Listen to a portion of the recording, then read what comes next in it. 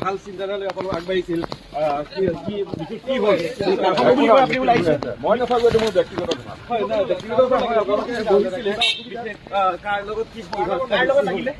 কিয় নাথাকে সেইটো পিছত গম পাব দিয়ক মই নাথাকো খুবেই খঙত ওলাই অহা যেন লাগিছে কাৰোবাৰ লগত কম্প্ৰমাইজ নকৰো বুলি কৈছে কৈছে যে বাৰে বাৰে ৰাম ঠগন দিয়ে কংগ্ৰেছে